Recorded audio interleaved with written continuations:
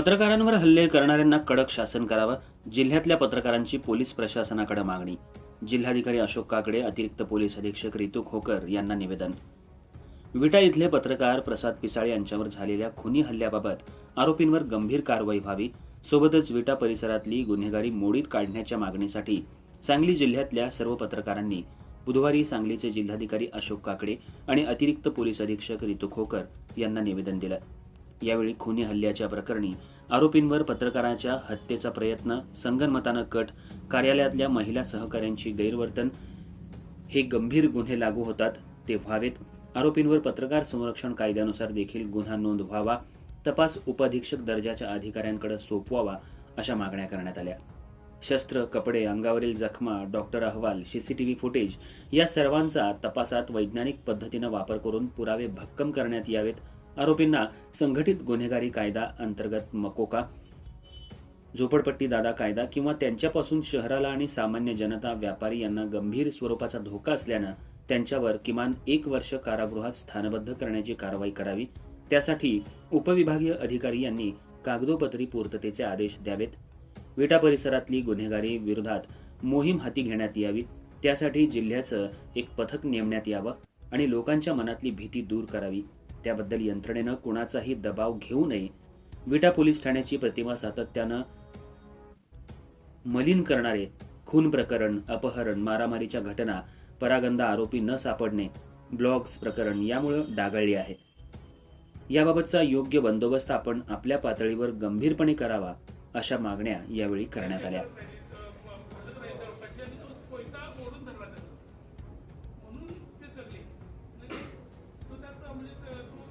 जे आपले पदार्थ सापडले त्या संदर्भात बातमी केली होती प्रसाद पिसाळे यांनी आणि पोलिसांच्या विरोधात सहाय्याची मोहीम त्या विटा शहरात सुरू झालेली आहे. त्या संदर्भात जागरूक नागरिकांनी योग्य दक्षता घेऊन यापूर्वी गुन्हेगार तडीपार होते, हल्लेखोरांचे तडीपार होते, गुन्हेगारी पार्श्वभूमी असलेले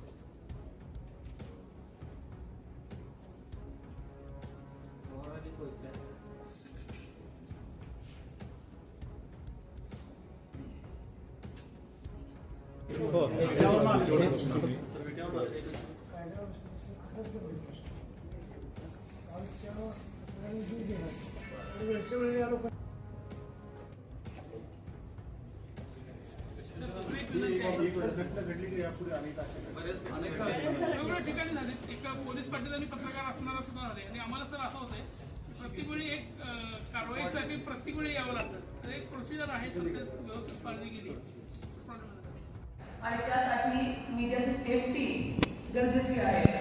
तर आपण जे सगळे कन्सर्न उभे केले त्याबद्दल आमच्याकडून काय काय करता येईल ते आपण बघू. सोबतच जे आपण सोसायटी साफ, तर आपण एक मिररचं काम करतात, आमच्यासाठी काम करतात. ज्यावेळी आमची काही चांगली कामगिरी असते तर आपण येत आहे, प्रश्न विचारताय, न्यूज पण लावताय की चांगली कामगिरी झाली. जसं आता चक्रे ड्रग्सची कामगिरी झाली, बाकी पण कुठले याच्यात. आणि आज आपण आल्यावर आपण पोलिसाबद्दल काही कन्सर्न आहे ते उभे केले.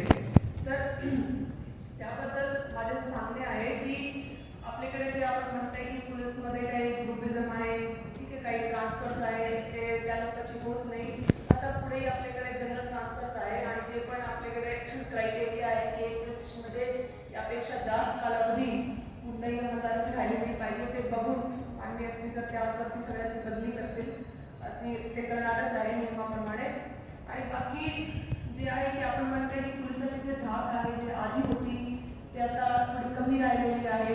पण तो एक सोसायटीच्या इव्होल्युशन असते, त्यामध्ये विविध नवीन जे नियम आहेत ते येतात. आम्ही पण आधी बघितलेलं आहे की पोलिसाची धाक आधी असते ते नाही, की ते ऑटोनॉमी जे आहे ते जसे जसं ट्रान्सपरन्सी आणि अकाउंटेबिलिटी वाढतात तसं तसं ऑटोनॉमी कमी होतात. आणि त्याप्रमाणे सगळ्यांना जे कायदे आहे, नियम आहे त्याच्या आत राहूनच आपल्याला काम करावं लागतात. आता ते जे काल आले होते आपण सांगितलं की परवा दिवशीही ते त्यांनी सांगितलं होता, त्यानंतर त्यांनी संप देऊन सोडला होता. आता जितका कायद्यामध्ये आहे तेच आपल्याला कधी कधी आपल्याला अँटिसिपेशन ही असते की यामध्ये अजून जास्त होऊ शकतंय, त्याप्रमाणे आपण प्रतिबंधक कारवाई करतो. पण अँटिसिपेशनमध्ये की जास्त काही होणार तेव्हापर्यंत जो कायदा म्हणत नाही त्यापेक्षा जास्त आपण करू शकत नाही. आणि जे आपला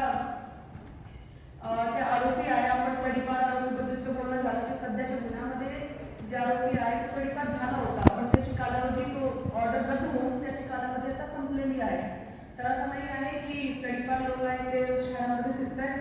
जरी मी मान्य करते की एखादा आरोपी ते परत येतोय, त्याला तडीपारीचा आदेश आला पण तो तरीही येतोय, पण त्याच्यावरती आम्ही कारवाईही करतोय. त्याच्यावरती BPF 142 प्रमाणे आम्ही खटला पाठवतोय की तो आदेशाचा भंग करतोय. आणि या गुन्ह्यामध्येही जे घटना जे खूप दुःखद आहे आणि ते बघितला तो खूप ब्रुटल पण आहे. त्याप्रमाणे एका साधारण माणसाला जरी मारला तरी तो ब्रुटल आहे, पण एक पत्रकारचे काम करताना जर त्याला मारला तर तो आपल्यासाठी आपण सगळं सांगितलं, आपली फॅमिली आहे, त्याला सेफ्टीचे कन्सर्न्स येतात. तर त्याप्रमाणे बघूनच आम्ही त्यामध्ये BNS 109 प्रमाणे गुन्हा दाखल केलेला आहे. अटेम्प्ट टू मर्डरचा गुन्हा आहे. त्यासोबतच त्याच्यात आर्म्स ॲक्ट जे आहे 425 त्याचीही कलम वाढ केलेली आहे. जे आपला पुढचा कन्सर्न आहे की त्यामध्ये पत्रकारितेचा कायदा आहे. त्यामध्ये एक तर जर नोटिफिकेशन ते आम्ही याची व्हेरीफाय करू, जर लावता येईल तर लावू, पण नोटिफिकेशनचे शिवाय जे क्रिमिनल ॲक्ट आहे ते पास डेट पासून चालू होत नाही. सिव्हिल लॉज आपले चालू होतात पण क्रिमिनल लॉज चालू होत नाही. आणि दुसरा कन्सर्न असा आहे की आपण सगळे आपल्याकडे अभिव्यक्तीची स्वातंत्र्यता आहे संविधानामध्ये, तर कुणीही काहीही न्यूज टाकू शकते, कुणी जर्नलिस्ट होऊ शकते. पण पत्रकारितेच्या कायद्यामध्ये येण्यासाठी आपल्याकडे काहीतरी ID कार्ड पाहिजे, एस्टॅब्लिशमेंट आहे जे रजिस्टर्ड एस्टॅब्लिशमेंट आहे. ते रजिस्टर्ड एस्टॅब्लिशमेंटशी आपला लिंक पाहिजे. त्याच्या आपल्याकडे त्याचं केलेलं आहे. ओके आर्यनाईनं जे केलेलं होतं नॉर्म सांगितलं होतं त्याप्रमाणे त्याला ते रिपोर्ट केलेलं आहे. येस, ते आपण व्हेरीफाय करू. ठीक आहे. पण बाकीला एक सूचना आहे की आपण आजकाल खूप सारे पत्रकार आहेत जे आपण प्रॉपरली काम करताय, आपले मीडिया इन्स्टिट्यूट्स आहेत त्यांचे संबंधित आहे, पण खूप सारे लोक फ्रीलान्सर म्हणूनही काम करतायत. तर त्यांनाही माझी जी सूचना आहे की जर आपल्याला बायचान्स आत्तापर्यंत पत्रकारिता कायदा लागू झाला नसेल पण पुढच्या काही दिवसामध्ये ते होणार आहे, तर त्यासाठी संरक्षणासाठी आम्हाला पण ते लावता येणार. त्यासाठी आपण जे प्रॉपर रजिस्ट्रेशन आहे, जे ID कार्ड आहे ते सगळ्यांनी सोबत ठेवावे. त्यासाठी की जास्तीत जास्त संरक्षण देता येईल. आता कायद्याप्रमाणे मी आपल्या सगळ्यांना गवाही देते सांगली पोलीसकडून की कायद्याप्रमाणे जे पण चांगली तपास आम्ही आधी करू. त्यामध्ये 2 आरोपी आम्ही अटक केलेले आहे. 2 आरोपी सध्याही अटक करणे बाकी आहे. ते आम्ही लवकरात लवकर अटक करू आणि त्यामध्ये चांगली तपास करून, इफेक्टिव्ह पद्धतीने तपास करून की पुढे भविष्यामध्ये जाऊन त्याच्यात कन्व्हिक्शन होईल याप्रमाणे आम्ही तपास करून वेळेच्या आत चार्जशीट पाठवून देऊ. आणि या व्यक्ती जो आपण तडीपारचे बोलणं झालं त्यानंतर आम्ही इलेक्शन काळात त्यामध्ये BNSS 129 प्रमाणे आम्ही बोटी त्याच्याकडून साईन करून घेतलेला आहे. तो म्हणजे आताही प्रतिबंधक कारवाईची खाली होता, तरीही त्यांनी आपला जो गुन्हा आहे त्याच्याकडून झालेला आहे.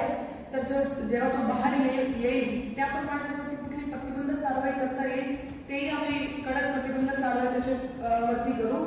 तर आपण सगळे पोलिसांना साथ देत आहे, पण आम्ही पण तुमच्या सोबतच आहे. आणि तो फक्त यासाठी नाही की तुम्ही साथ देताय, तो आमची जबाबदारीही आहे. ठीक आहे.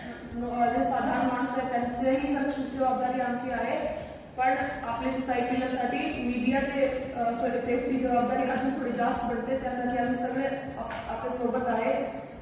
चांगली तपास याच्यात करणार आणि आपला आरोपी लवकर अटक करणार. आणि जे आपण कन्सर्न सांगितले काही अवैध धंद्याबद्दल आहे, काही आमच्या स्टाफबद्दल आहे, तर त्यामध्ये अवैध धंद्यावरती कारवाई अगदी चालू आहे. पण ठीक आहे, कुठे जरी अशी कमतरता वाटते तर आपण जास्त लक्ष घालून तिथेही कारवाई करून घेऊ.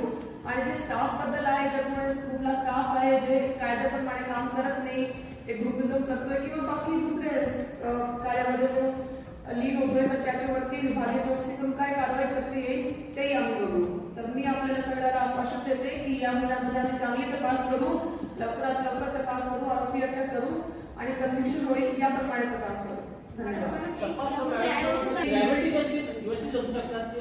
मी तुमची ते मान्य करते. SP सरांशी चर्चा करून ते आम्ही वर करून घेऊ.